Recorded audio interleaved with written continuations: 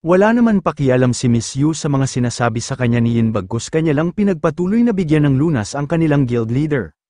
Nang bumalik na ang lakas nitong unggoy na guild leader ay agad niyang sinigawan si Miss Yu na itigil na raw niya ang kanyang ginagawa, huwag na raw niya siyang gamutin. Inis pa na kanyang sinabihan si Miss Yu na kung halimaw raw ba ito, bakit pa niya siya ginigising upang muling sapitin ang malagim na bangungot sa kamay ng isang halimaw na bata. Kung kaya maawa siya sa kanya, huwag na niya siyang muling bigyan ng healing magic, pabayaan na lang niya siya na mahimbing na nakatulog. At hayaan din niya siya na ang kanya na lang sarili ang kusang gumising, kaya itigil na niya ang kanyang ginagawa sa kanya. Dagdag pa niya kay Miss Yu na ito raw ang unang beses na mayroong tao na gumawa nito sa kanya. Ngunit nakangiti lang naman na sinabihan ni Kyulin ang unggoy na guild leader na huwag raw itong sumuko, di ba ito naman talaga ang kanyang hinahanap?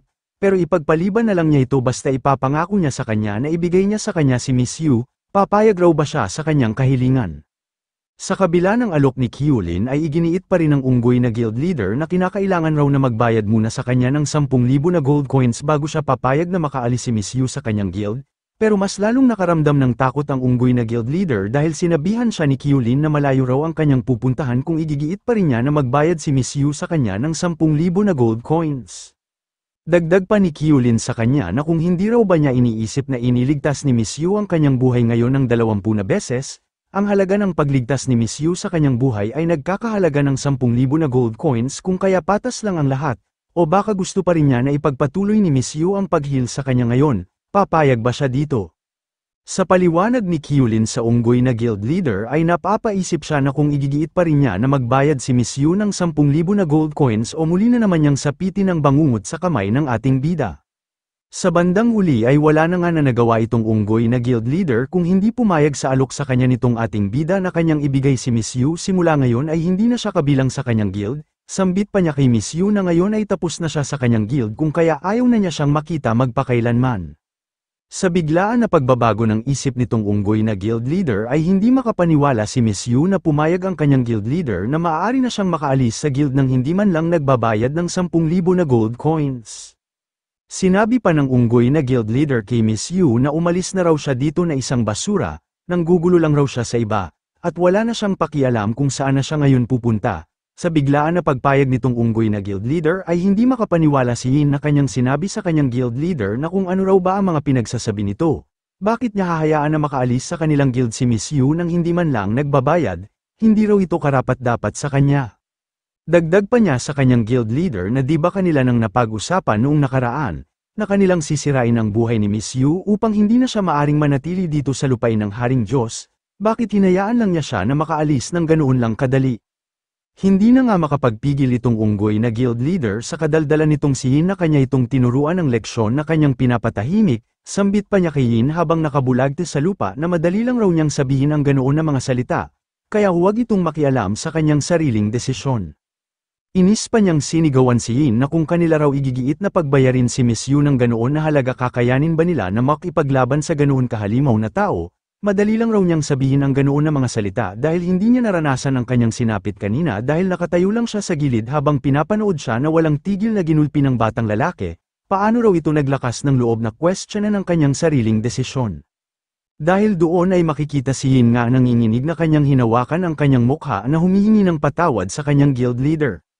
Ngunit natuon lang naman ang pansin nitong unggoy na guild leader sa kinaroroonan ng ating bida, dahil nakita niya sila Kyulin na papaalis na sa lugar. Sambit pa ni Kyulin kay Miss Yu na aalis na raw silang dalawa dito, huwag na raw niyang panoorin ang mga walang kwentang ginagawa ng kanyang dating kagrupo, na agad naman na pinasangayunan ni Miss Yu ang tugon sa kanya ni Kyulin. Habang silang dalawa ay papaalis ay sumisigaw naman itong unggoy na guild leader na kanyang pinapatigil ang ating bida na sandali lang raw muna.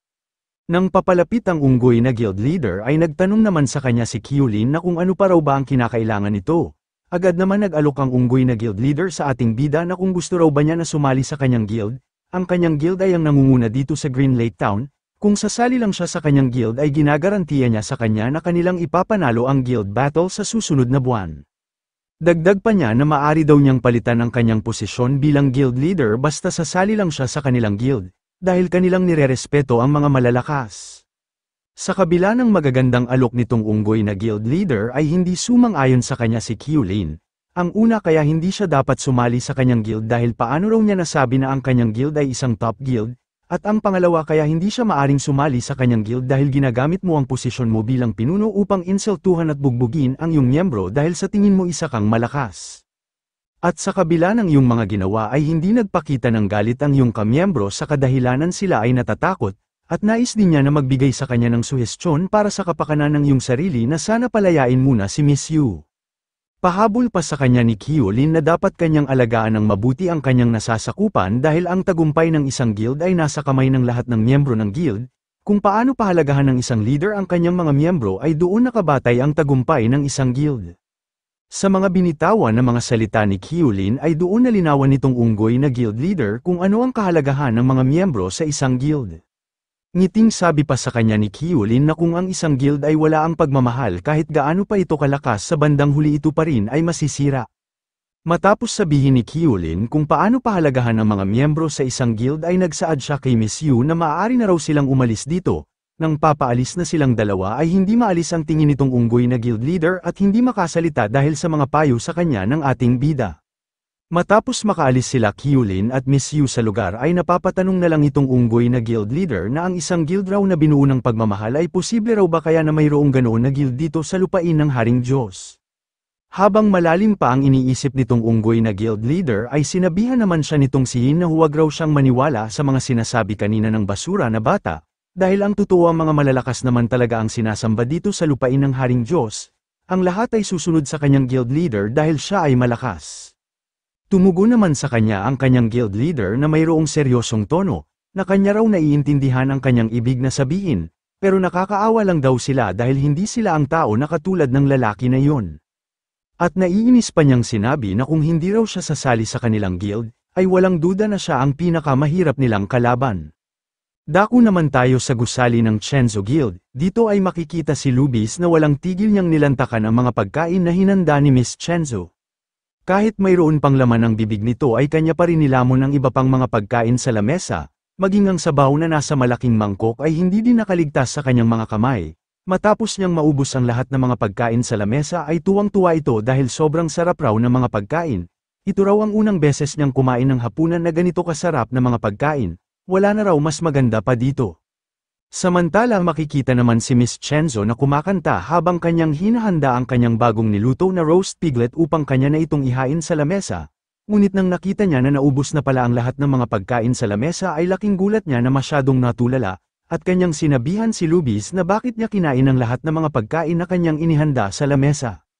Tumugon lang naman sa kanya si Lubis na ang kadahilanan lang raw kaya niya naubos ang mga pagkain dahil masyado itong masarap. Dagdag pa niya na maaari na raw niyang linisin ang nasa lamesa pero sa totoo lang nagugutom pa raw siya.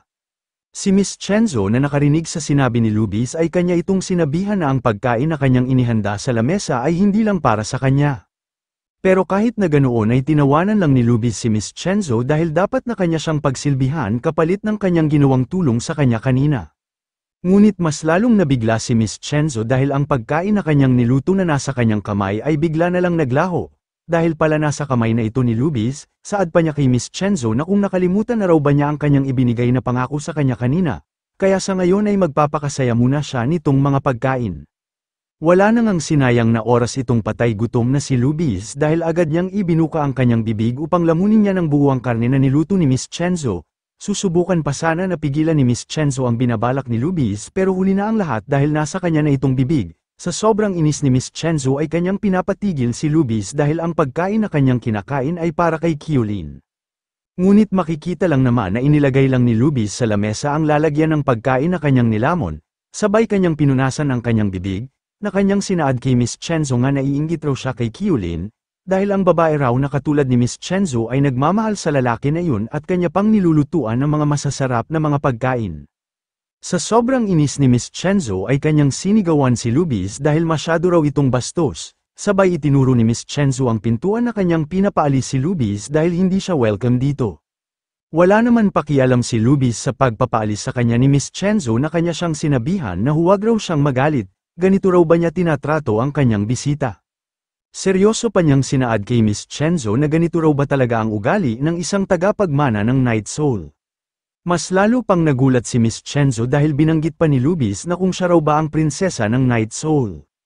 Sa mga binanggit na mga salita ni Lubis ay nag-alala na tinanong siya ni Miss Chenzo na kung sino raw ba talaga ito, at sino ang nagbigay ng impormasyon patungkol sa kanyang pagkatao.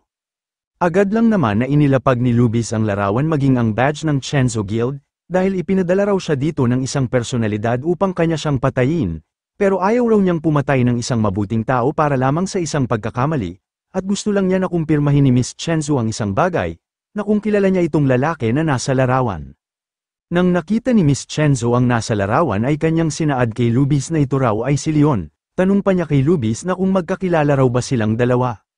Sa katanungan ni Miss Chenzo kay Lubis ay natatawa na lang ito dahil hindi raw niya gaano nakilala si Leon, mas nakilala pa nga raw niya si Miss Chenzo dahil sa hapunan na ito ngayon. Sinabi din niya kay Miss Chenzo na mayroong ngiting pagbabanta na kung hindi raw ba niya alam na si Leon ay patay na. Sa nalaman ni Miss Chenzo na si Leon ay namatay na ay hindi siya makapaniwala na nanlaki ang kanyang mga mata sa sobrang gulat. Sabay itinuro ni Lubis ang badge nga nasa lamesa, na kanyang tinanong si Miss Chenzo na pamilyar raw ba sa kanya itong badge. Nang hinawakan ni Miss Chenzo ang badge ay kanyang iniisip na itong badge daw ay ang kanyang ibinigay kay Kyulin.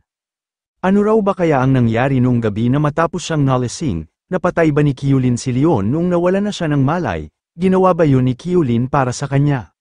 Sabay sinabi ni Miss Chenzo kay Lubis na alam raw niya kung kanino itong badge, ang badge na ito ay kanyang pagmamay-ari. Ano raw ba ang kanyang gagawin matapos niyang malaman na sa kanya itong badge? Sa pag-amin ni Miss Chenzo na sa kanya ang badge ay ipinikit ni Lubis ang kanyang mga mata na kanyang sinaad kay Miss Chenzo na madali lang raw niyang inamin ang lahat. Akala raw niya gagawin pa niya ang pagpapahirap upang mapaamin siya kung kanino itong badge. Pero kahit na ganoon kinakailangan pa rin niyang bigyan ng pagpapahirap ang isang magandang babae. Tamang-tama dahil iniisip niya ngayon kung ano ba kayang mga maruruming bagay ang kanyang gagawin sa isang magandang babae upang kanyang daranasin ang matinding pagpapahirap. Sa mga pagbabanta ni Lubis ay makikita si Miss Chenzo na ito ay nakaramdam ng matinding takot na kanyang sinabihan si Lubis na siya raw ay isang baliw. Nakangiti lang naman na pinasangayunan ni Lubis ang sinabi sa kanya ni Miss Chenzo dahil tama raw siya.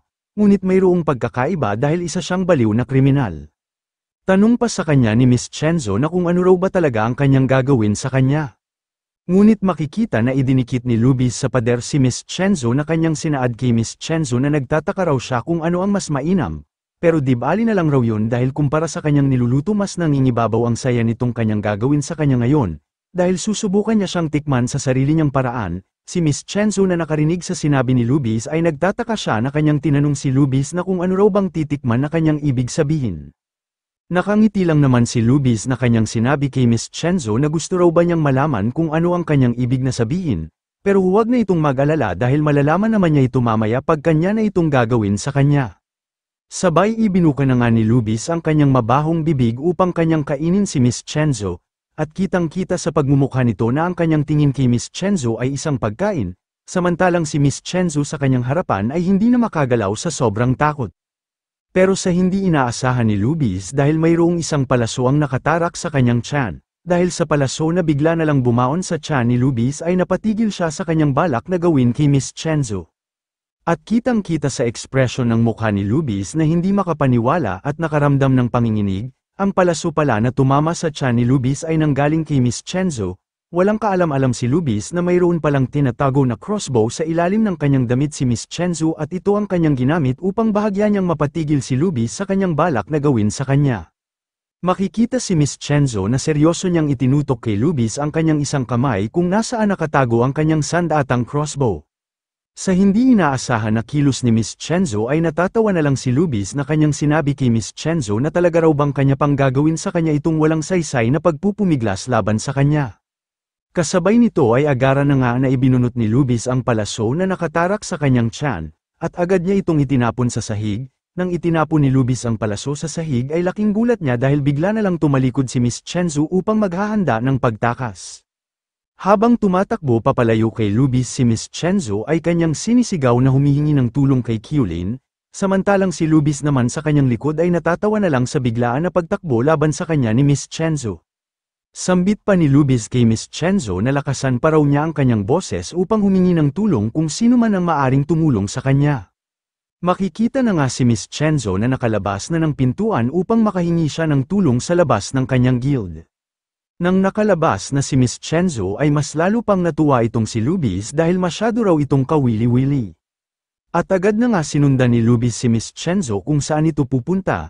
Nang pagtingin niya ay nakita niya sa kanyang harapan si Miss Chenzo na halos matisod na sa lupa upang magawa lang niyang makatakas nitong patay gutom na si Lubis.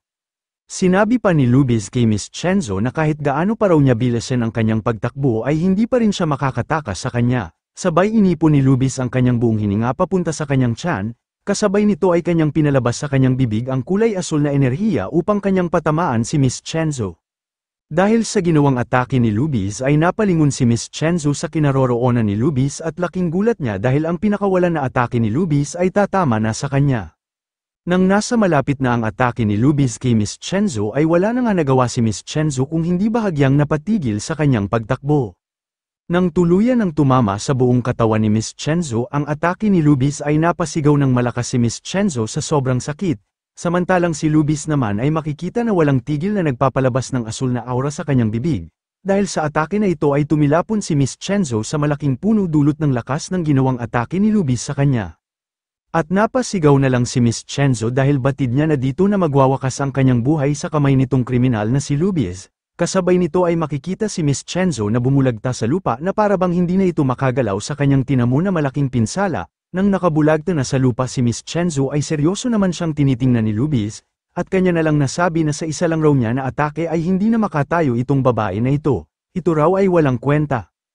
Nang nakalapit na si Lubis kung saan nakahandusay si Miss Chenzo ay nagsaad sa kanya si Lubis na bilang tagapagmana raw ng marangal na pamilya na ang Night Soul ay ganito lang ang kanyang makakaya, siya raw ay nakakadismaya. Pero makikita lang naman si Miss Chenzo na nanlilisik ang kanyang mga mata na kanyang itinutok ang kanyang crossbow kay Lubis. Kasabay nito ay kanya na nga na pinakawalan ang kanyang palaso upang kanyang patamaan ang mukha ni Lubis, samantalang si Lubis naman ay biglang-bigla dahil nasa kanya ng mukha ang palaso ni Miss Chenzo. Pero kahit na ganoon ay nagawa pa rin itong nasalag ni Lubis gamit ang kanyang mga matutulis na ngipin. Halos mawalan na ng pag-asa si Miss Chenzo nang kanyang nakita na madali lang nasalag ni Lubis ang kanyang palaso gamit ang kanyang bibig. Sinabi pa sa kanya ni Lubis na kung ito na raw ba daw ang kanyang ipinagmamalaki na mga palaso. Hindi naman nakinig si Miss Chenzo sa mga salita sa kanya ni Lubis bagkus kanya lang pinagpatuloy ang kanyang pagpapakawala ng mga palaso upang kanyang patamaan si Lubis. Nang nakita ni Lubis ang mga pinakawalan na mga palaso ni Chenzo ay bahagya siyang nagulat dahil hindi lang isa kung hindi tatlo ang sabay-sabay na mga palaso ang tatama na sa kanya. Pero sa kasamaan na palad ay madali lang ito naiwasan ni Lubis na kanyang sinaad kay Miss Chenzo na masyado raw itong boring. Nainis na nga si Lubis sa kakaiwas sa mga palaso ni Miss Chenzo dahil siya na mismo ang sumalakay kay Miss Chenzo na kanyang sinisigaw na itigil na raw niya ang kanyang ginagawa. Dahil doon ay makikita na hawak-hawak na ni Lubis si Miss Chenzo at kanya itong idinikit sa malaking puno. Dahil sa higpit ng pagkahawak ni Lubis kay Miss Chenzo ay makikita ang buong katawan ni Miss Chenzo na hindi na nakaapak sa lupa dulot ng higpit ng pagsakol sa kanya ni Lubis. Pero kahit na ganoon ay pilit pa rin na inangat ni Miss Chenzo ang kanyang isang kamay upang kanyang patamaan si Lubis ng kanyang mga palaso. Ngunit sa kasamaan na palad ay agad na hinawakan ni Lubis ang kamay ni Miss Chenzo upang hindi na niya magagamit ang kanyang pinagmamalaki na crossbow. Sinabi pa sa kanya ni Lubis na ang prinsesa ng Night Soul na ang pinakamalakas na pamilya sa buong mundo, ay gumagamit lang ng walang kwentang palaso ngayong araw.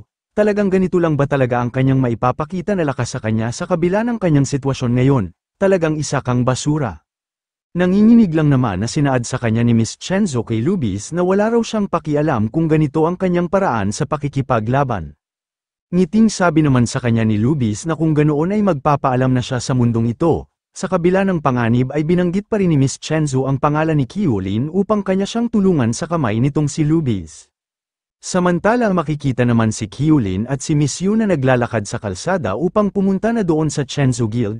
At nagtanong si Miss Yu kay Kyulin na talaga raw ba na ayos lang sa kanila na siya ay sasali sa kanilang guild, na agad naman pinasangayunan ni Kyulin ang katanungan sa kanya ni Miss Yu dahil ayos lang sa kanila na siya ay sumali sa kanilang guild.